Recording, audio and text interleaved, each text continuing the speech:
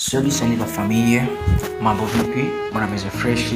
Nizile kwa meze fresh au mamuri hose. Jinde wida visual na kusafi ukore subscribe, like, share na comment. Kuno YouTube channel kumbuga zanje zose aho ziva zikagera.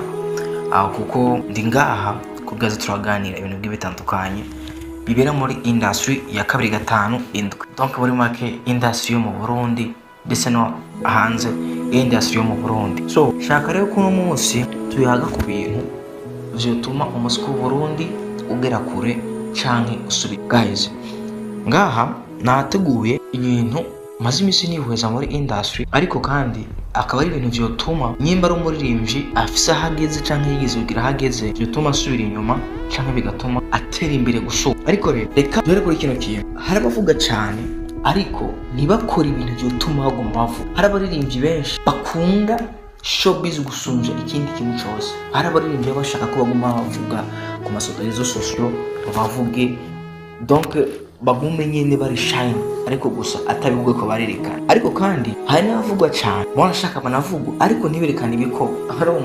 Hari n'abavugwa ariko ntiberekana ivyo bikorwa bimwe batuma bavuga, ugasanga tugumiza muri bya bindi naka iki niki gusa tubone ikirimo cyatuma avuga. Mukwiye kumenya ikintu kimwe guys, showbiz, gukora showbiz surusa. Showbiz ni ibikorwa, showbiz y'abarusaku n'abantu benshi bavuze ko ivyo bintu ariko kandi bagacamana bakaguma kuri trend. Rero showbiz surusaku, showbiz ni ibikorwa. Bazo kuvuga ko ibintu ari ukuri kurabikora cyangwa uri kurakora. Nushaka kuvuga muri entertainment turimo, nushaka kuvuga muri comedy ta comedy iri kurakina. Rero showbiz surusaku ico banze mukimenye guys. Nico kumaze imisi kuma kiratasi abaririmbye mu Burundi bashaka showbiz cyane gusumva ibikorwa. Niyo mpamvu rero uno mwino misaro generation shashi ikirakora guys, bariko barakora cyane gusumvya n'aba barinjendi bakera bamwe batuma tumenya umuziki w'u Burundi ndetse n'agaciro ku Burundi uko tukiyoga generation shashi ifite amaso mashasha bariko barakora bari ku TV byotuma tubona yuko umuziki w'u Burundi hari ahantu uri kurakora ukuragira. Murabona nka Kiriku Akili ariko arakora amateka gospel. Muri gospel turabona nk'ijya ndirimbo komsa ya Siji, murabona yuko uri kirakora amateka. Umva mu Burundi hano hari abantu hari generation shasha ziko ziraza zigatuma twibagira n'aba legend bagatuma tumenya umuziki w'u Burundi. Ariko cyo usanga rero hariho aba legend abaririmbyi bakera batumye tumenya umuziki carico, ariko batega imisi no generation yo ugasanga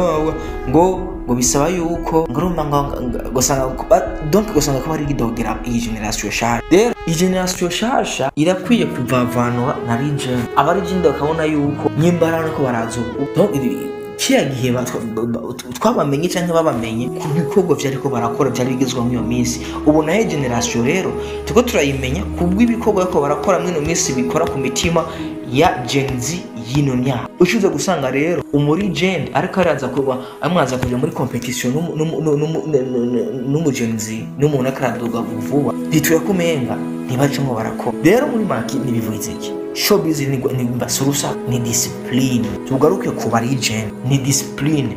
Mugire discipline, mugira aho mugarukira naho mutegerezwa kurenga, pana kurenga imbibe guys. Nyimbura umuririmbyi wowe ukuri ushaka gukora kuri kuba vyawe nyenzi bituma tukumenya nk'umuririmbyi nyene, apana kumenyera mu saku mu bintu bitari ngombwa ko tukiyo kumenyamo guys. Ivyo bizotuma tukugira aho tugukrasa naho tutagukrasa. Kuko nyimba uri umuririmbyi maze imyaka 20 muri game ukaza gusanga maze gukompeta n'umuntu atana imyaka iberamara muri game, muri make ho nta cubahiro, nta ndero, nta bunyamwuga y'umwashira mu kazi kawe. Sivyo guys, kuko hano mu Burundi turakeneye abaririmbyi bazi ivyo bari, batanga ubutumwa, batanga inyigisho ndetse kandi batanga berekana n'agaciro k'umuziki w'u Burundi ka entertainment yo mu Burundi. Muri back ko entertainment irimo umuziki, irimo comedy, irimo film, irimo ibintu byinshi cyane bigiye bitandukanye.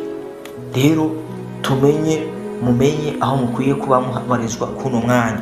Murakwiye kumenya yuko kuvugwa bimara igihe gito, ariko iyo wakoze ibikorwa vyiza bigashimwa biratuma wowe ubwawe nka munyene gukora umara igihe kinini uri kuravuga yovana ibikorwa wakoze. Rero mutandukanye showbiz n'ibikorwa, mumenye gutandukanya urusaku n'ibikorwa vyawe nyirizina bizotuma uvugwa igihe kicanke uvugwa umwanya muremure. Ubwo twebwe uno musi ntidukeneye urusaku, dukeneye ibikorwa, dukeneye ibikorwa bizotuma we nkawe nk'umuririmbyi, we nkawe nk'umu artiste, we nkawe nk'umuntu uvuga ati nkeneye kwerekana ico nshoboye n'ico nkeneye kugerako biciye mu bikorwa pana biciye mu rusaku, bizotuma we nkawe uba ukwiye kuba. Rero jewe nka Wida Visual ndashaka yuko umuziki w'u Burundi uzomenyekana biciye mu bikorwa bwakoze canke bakoze ibikorwa byakozwe n'abaririmbyi canke n'abartiste b'abarundi, gusumba uko tuzomenyekana biciye mu nsaku, mu bintu bitaja ntibize vyotuma umuziki w'u Burundi uvugwa nabi canke werekanwa nabi hirya no hino mu kibano.